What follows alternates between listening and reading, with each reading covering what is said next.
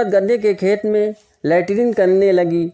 तभी उसके पीछे एक आदमी भी कुछ दूरी पर लैट्रिन कर रहा था। अचानक उस आदमी को खांसी आने पर खांसने लगा। तभी औरत शर्मा कर खड़ी हो गई और बोली, कमीने पहले खांस दिया होता। आदमी बोला, तो देखने का सुअवसर कैसे प्राप्त होता।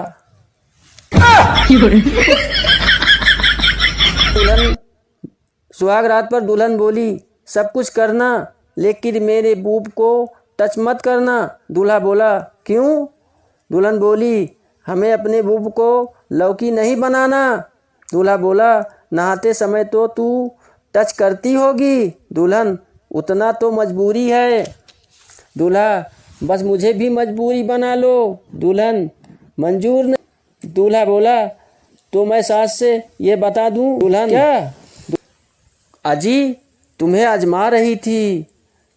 दूल्हा, आजमा रही थी कि गुलाम बना रही थी। टीचर, 0, 1, 2 में कौन बड़ा है? छात्र, 0। टीचर, कैसे? छात्र, देखो, किसी संख्या के दाईं ओर लगने से वह संख्या 10 गुना हो जाती है। टीचर, और बाईं तरफ लगाने से? दूसरा छात्र बोला, कोई वैल्यू नहीं। टीचर, तब तीसरा छात्र, सर जी 2 बड़ा है। पहला छात्र, सॉरी सर, मम्मी ने बताया नहीं। टीचर, मम्मी को बता देना। संभल के मुंबई में रहना। मुंबई में सब कुछ मौजूद है, इसलिए अपने काम से काम और तरक्की की ओर ध्यान देना। ही मन में बोला। चुपके से सबका मज़ा ज़रूर चखना है, आगे जो होगा देखा जाएगा। उसके मुंबई पहुंचते ही एक लड़की उसके पीछे लग गई। जैसे ही उसके झांसे में आया और उससे सेक्स किया, लड़की ने शादी करने को बोली। लड़का इनकार कर दिया। लड़की ने अपना सेक्स का वीडियो दिखाकर कोर्ट में मुकदमा कर दिया।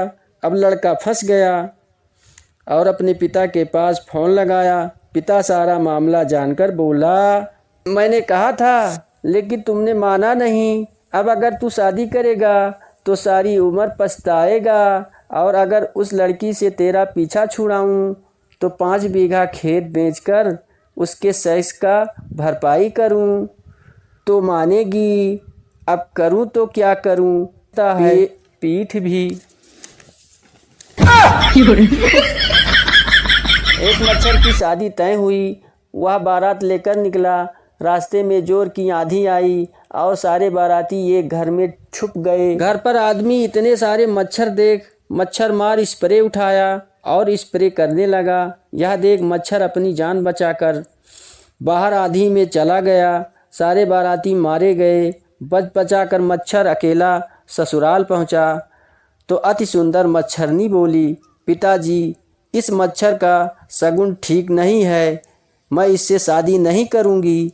सारे बाराती इसके बारात में आते ही मर गए। शादी होते ही मैं भी मर जाऊंगी।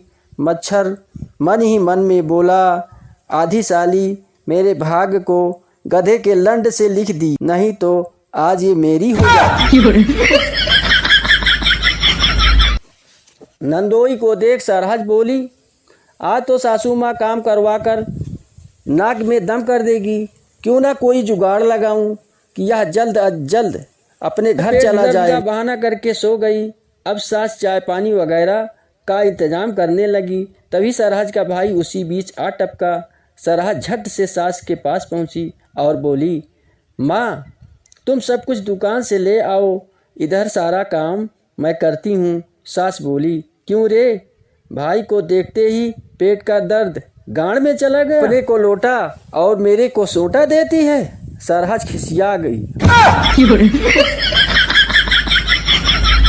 औरत को श्रृंगार करते देख उसकी चुनरी से हंसने की आवाज़ आने लगी। यह देख श्रृंगार वाले अंग बोले, आज तू बहुत खुश नजर आ रही है, क्या बात है? चुनरी से आवाज़ आई, सजो धजो तुम सब, मलाई तो मैं ही। लड़की ने लड़के से बोली, सारा मूड खराब कर दिया। लड़का, क्या हुआ? लड़की, हुआ क्या? मुझे क्या पता था तुम्हारा बच्चों जैसा है। मेरी गर्मी दूर ना होगी। पिटिर पिटिर किए हो, झांटों में उलझे हो, तुम्हारा जाएगा नहीं। गौना का मार किए हो, बड़े कमीने हो।